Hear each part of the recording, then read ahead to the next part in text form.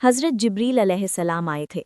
उन्होंने छोटे इस्माइल के दिल में ये ख्याल डाला कि अपनी एड़ी ज़मीन पर मारो, और जैसे ही इस्माइल ने ऐसा किया, नीचे से चश्मा फूट पड़ा।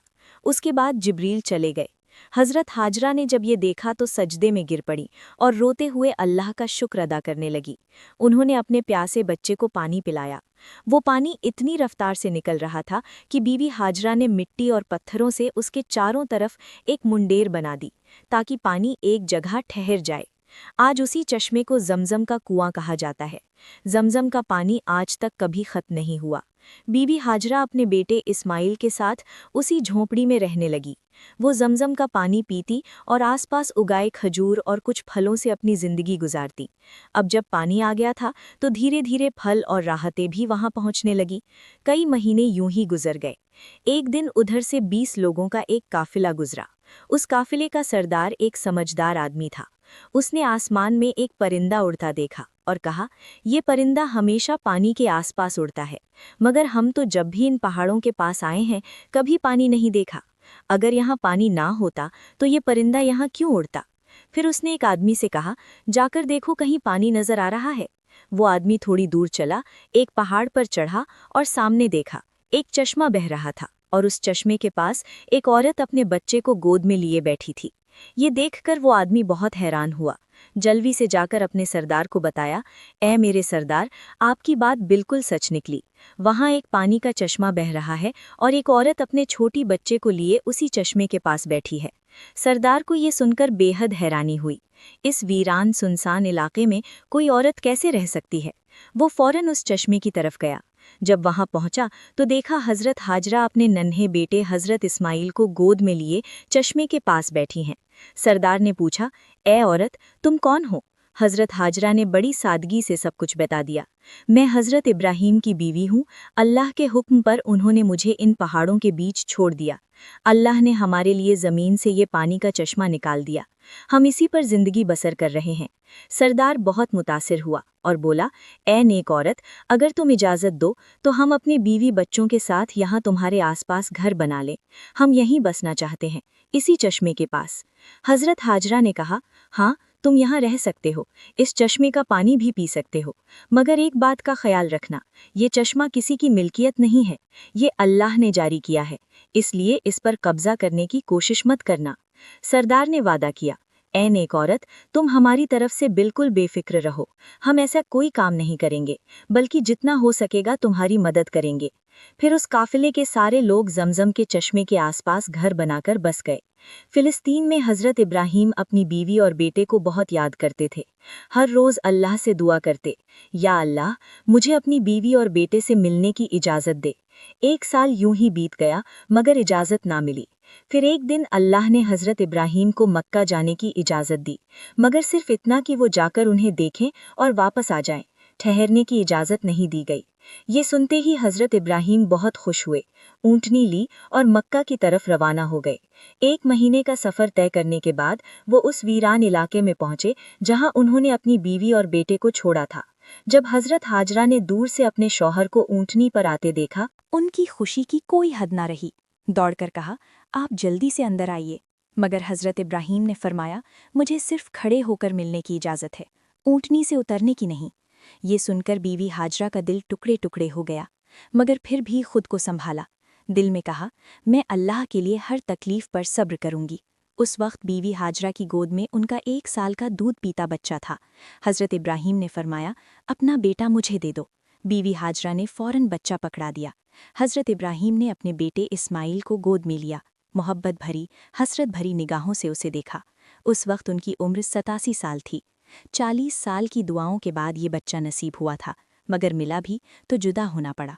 अब इजाज़त मिली है तो सिर्फ साल में एक बार, और वो भी कुछ लम्हों के लिए। फिर हुक्म आया, ए इब्राहीम, वापस फिलिस्तीन चले जाओ। अपनी बीवी और बेटे को इसी वीराने में अल्लाह की सुपुर्द कर दो, वहीं उनका हाफिज है। खुद सोचिए, जब हजरत इब्राहीम जाने लगे तो बीवी हाजरा की क्या हालत हुई होगी।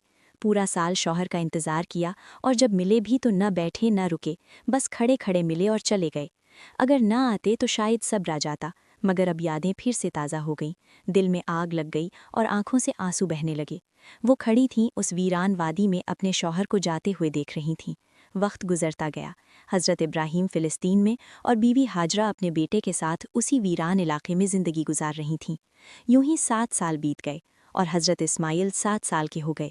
ان 7 سالوں میں حضرت ابراہیم کو دوبارہ مکہ آنے کی اجازت نہیں ملی۔ وہ دن رات اپنی بیوی اور بیٹے کو یاد کرتے، ان کے لیے دعائیں کرتے۔ 7 سال بعد ایک رات انہوں نے خواب دیکھا۔ کوئی کہہ رہا تھا، اے ابراہیم، اپنی سب سے قیمتی چیز اللہ کے لیے قربان کر دو۔ یہ سن کر وہ گھبرا کر اٹھے۔ اگلی صبح انہوں نے 100 بکریاں اللہ کی خاطر قربان کر دیں، مگر دوسری رات پھر وہی خواب آیا، اے ابراہیم، اپنی سب سے قیمتی چیز اللہ کے لیے قربان کر دو۔ اس بار انہوں نے 100 اونٹ قربان کر دیے۔ تیسری رات پھر وہی آواز آئی۔ اب ابراہیم علیہ السلام سمجھ گئے کہ اشارہ ان کے پیارے بیٹے اسماعیل کی طرف ہے، کیونکہ انہیں اس دنیا میں سب سے زیادہ محبت اگر کسی سے تھی تو اپنے بیٹے سے۔ انہوں نے محسوس کیا کہ شاید اب میرا رب چاہتا ہے کہ میں اپنے بیٹے کو اس کی راہ میں قربان کر دوں۔ صبح ہوئی، انہوں نے ایک تیز دھار کی چھری لی، اونٹنی پر سوار ہوئے اور مکہ کی طرف روانہ ہو گئے۔ اس وقت ان کی عمر 92 سال تھی۔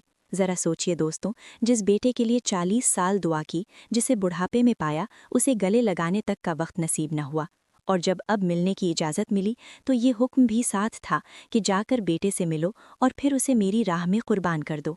اونٹنے کا ہر قدم ان کے دل پر وار کر رہا تھا، ایک طرف بیٹے سے ملنے کی خوشی اور دوسری طرف یہ سوچ کہ اسی کو چھری کے نیچے لٹانا ہے۔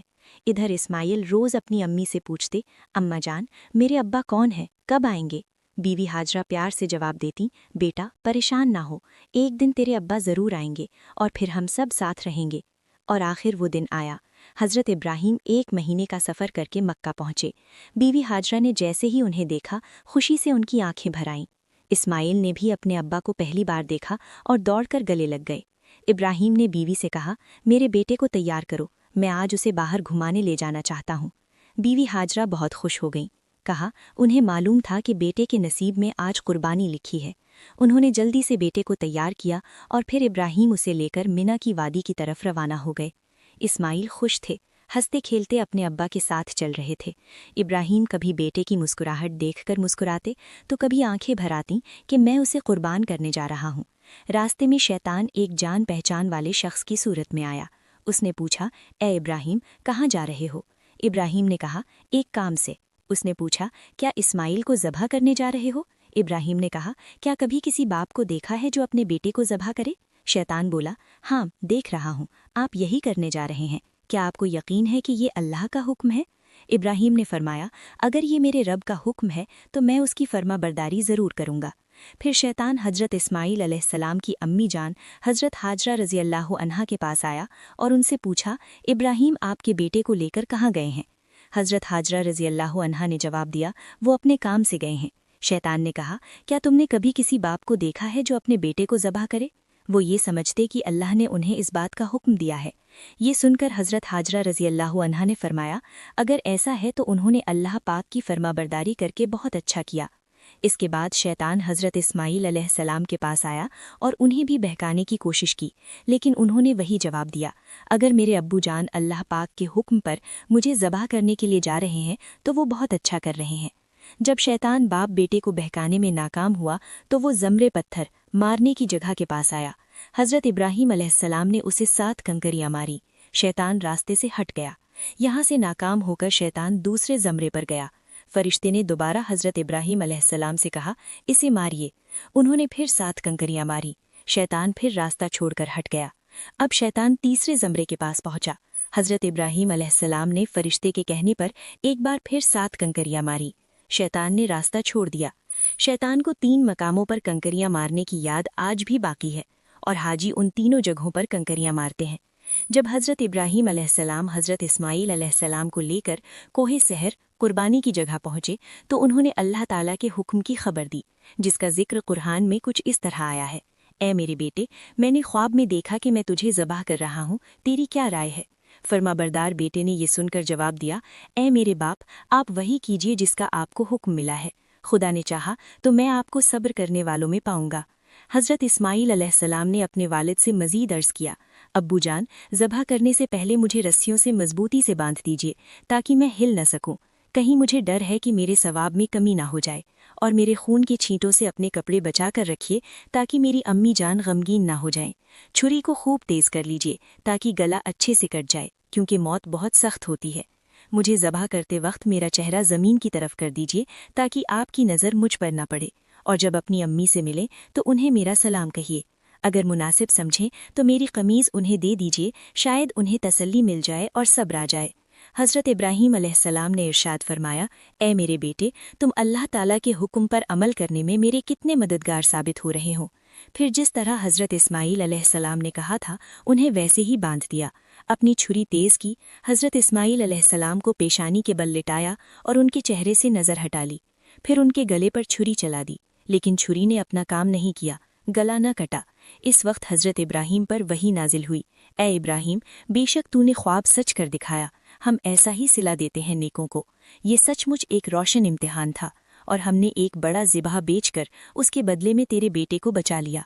जब हज़रत इब्राहीम अलैहिस्सलाम ने हज़रत इस्माईल अलैहिस्सलाम को ज़बह करने के लिए ज़मीन पर लिटाया तो अल्लाह ताला के हुक्म से हज़रत जिब्राईल अलैहिस्सलाम जन्नत से एक मेंढा लेकर आए और ऊंची आवाज़ में फरमाया, अल्लाहु अकबर, अल्लाहु अकबर।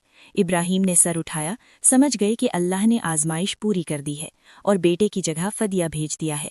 खुश होकर कहा, ला इलाहा इल्लल्लाहु अल्लाहु अकबर। इस्माइल ने कहा, अल्लाहु अकबर वलिल्लाहिल हम्द।